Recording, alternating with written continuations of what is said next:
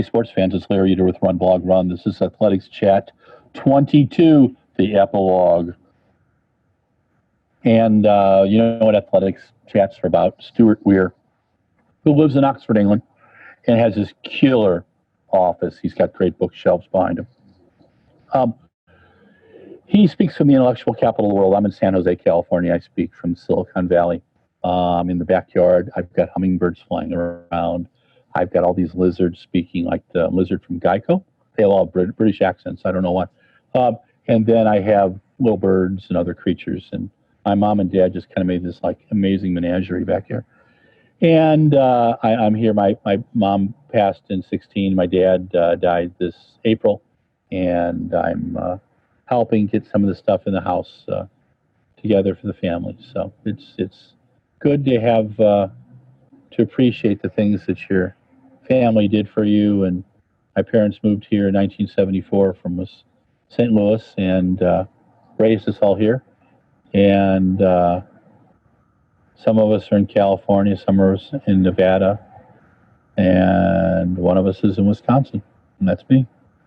So I'm between Wisconsin and California. So I digress. So here we go. Here's what we got today. First thing, happy 35th birthday to Michelle Carter, the gold medalist from Rio 2016 in the shot.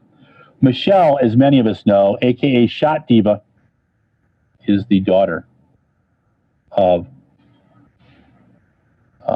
Michael Carter, high school record holder in the shot put, former 49er, Olympic medalist in the shot put. Good guy. And Michael has been Michelle's coach for a long, long time. Again, Michelle, you smile, you tell us jokes, you're patient with our questions. Thank you, thank you, thank you. Keep throwing, keep supporting the sport, and happy 35th birthday. Next, the relaunch of Athletics Weekly. Athletics Weekly was launched in 1945. The first issue on it said issue 3. They did that because they pretended that it was a continuance from before the war because you couldn't start new magazines after World War II because there was no paper in England, you know? The war kind of screwed a lot of stuff up, and many Americans have no idea about that, even people who were alive back then. So it came out as issue 3. That was the first one. It's been around for 75 years, and it was weekly. New owners, 216 Sport, a professional publishing group. Wendy Sly, 84 silver medalist in 3000, who's been the publishing director, moved from Great Run Company under Brendan and Paul Foster to this. Jason Henderson is there. Jess, their online goddess, is there. The crew is there. I love these people. They live the sport every day. They're really good people. It's a wonderful magazine. You should have subscriptions to 2 athletic magazines if you are a real track fan. Track and Field News in the U.S., Athletics Weekly in the U.K. Now, Athletics Weekly has gone monthly, and it's gone big time. They have digital magazine, they have website, they have a clubhouse, they have paid online stuff now. They're in the 21st century. Bravo. Our friend Stuart will continue writing for them. But congratulations, Wendy. Congratulations, Jason and Jess. Miss you all. Miss seeing you at meets. I'm going to have to subscribe so I can get the magazine over here. Much love. Next, Scottish Athletics. You know, leave it to the Scots. You know, at least they could have remotely sent me haggis. In 2014, when I was there for the Commonwealth Games, I had haggis for 16 straight nights. I went to a place called Johnson's. It was a bar. It was right next to the E Hotel, and the cook in there made me a different type of haggis every day. And then a couple times I went out with Ian and Wendy and Andrew, and I had haggis with chicken and and I actually liked it. People thought I was weird, but that's to be debated. But what the Scottish did this year was they had a tie on the women's side. They gave it to Gemma Reekie, and they gave it to Laura Muir. And on the men's side, they gave it to Jake Whiteman. They gave it to Gemma because she won 4 out of 5 800s and 2 out of 3 1500s. Laura Muir ran 3 1500s all under 4 minutes, including the world leader. She ran 5 800s, her slowest being 2.00.49. Jake Whitman ran a 3:29 1500 and a 1:44:08 800. He is now faster than Steve Cram, Steve Ovett, and Seb Coe. I gotta say, little off the thing, watching Hutchings and Cram speak about Jake in Monaco with 1500, and Hutchings and Crammy both saying, wow, he's number 2 on the list. And Hutchings goes, he's ahead of you know who? And Crammy goes, yes. He was ahead of you know 3, man. So Jake's a great guy. I've interviewed him 5 times. Really like him. It's not an interview with us. It's a lot of fun. He's so relaxed. He's an incredible athlete. And I love the way he does his last 200s. And he comes up that turn like a bat out of friggin' hell. And he is in it. He doesn't do stupid shit in the last 200 meters. He's learned from Marcin Lewandowski and Adam Kashot and a lot of the others. And he likes to think of himself as an 800, 1500 guy. He's a 1500 guy who stays in the 800, and that's what's going to help him. He should do a couple 400s too, but that's just me. But Jake, congratulations. Gemma, congratulations. Laura, congratulations.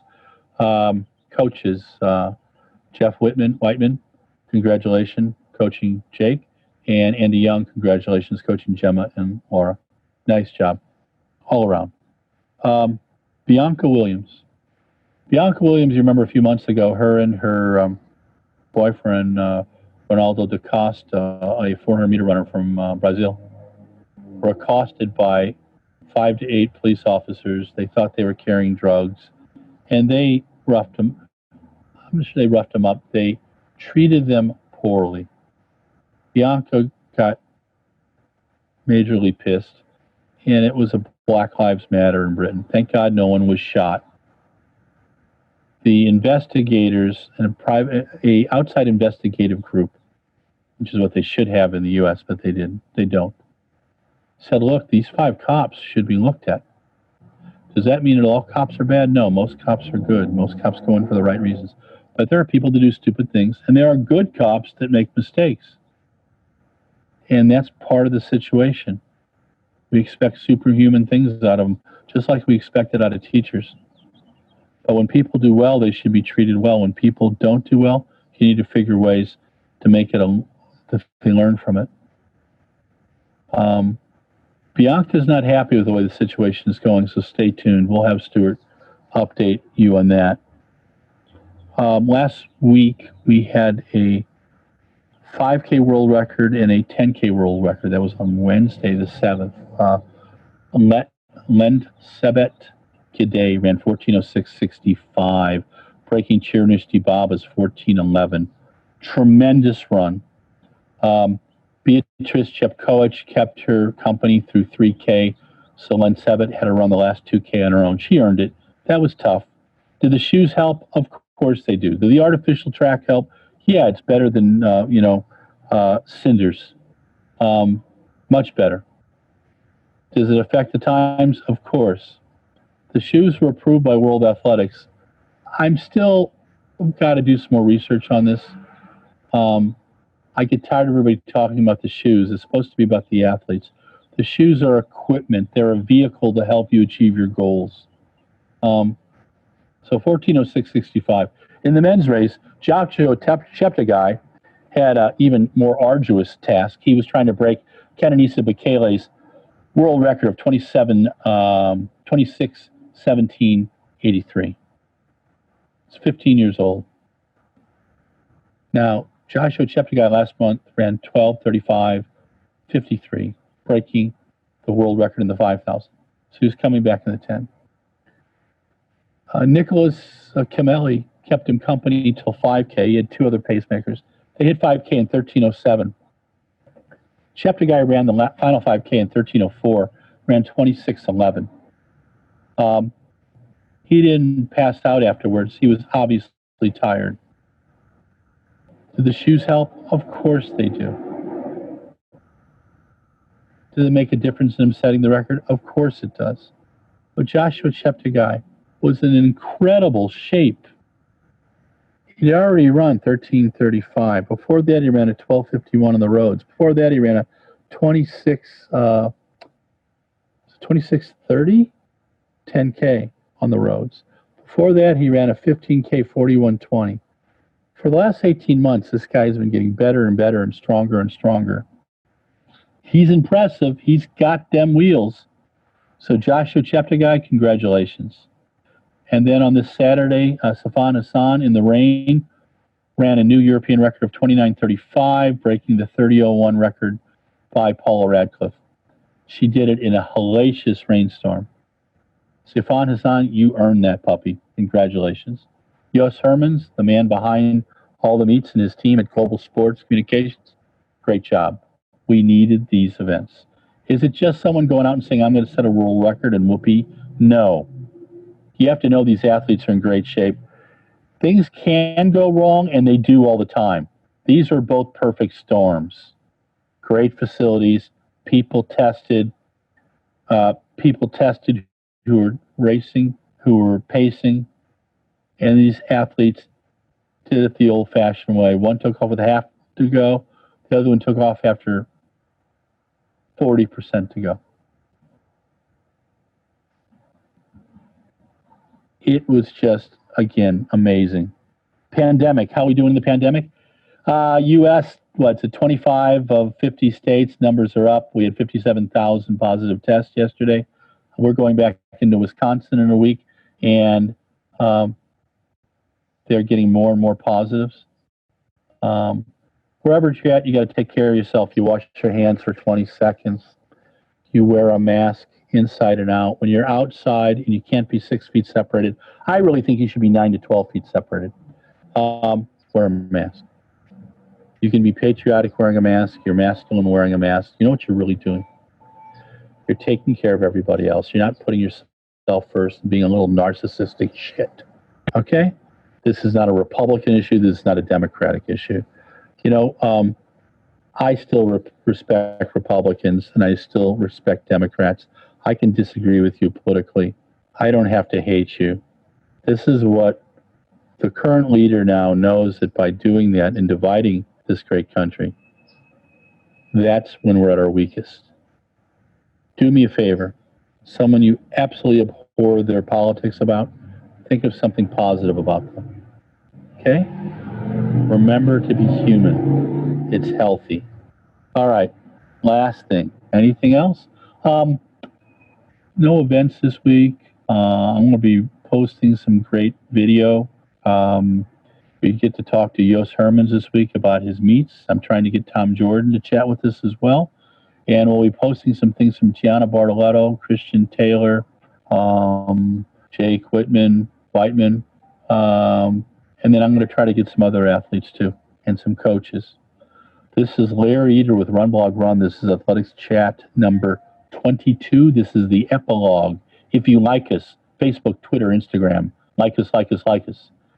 If you love us, if your heart just stops when you don't see us on Facebook or Twitter or Instagram, go to the YouTube and subscribe. Hey, I've got some great music lists too. Actually, Mikey's done amazing music lists. My stuff's like kind of classic rock and weird alternative stuff. But thank you again to Mike Deering for dealing with me on a daily basis. Thank you to Mike Deering and Adam Johnson-Eder for coming up with the ideas for this programming and convincing me to do it. And thank you to my dear brother for maintaining RunBlogRun and being my partner there and encouraging me to put stuff up and have fun. This is Larry Eder with RunBlogRun, signing off. Stay safe.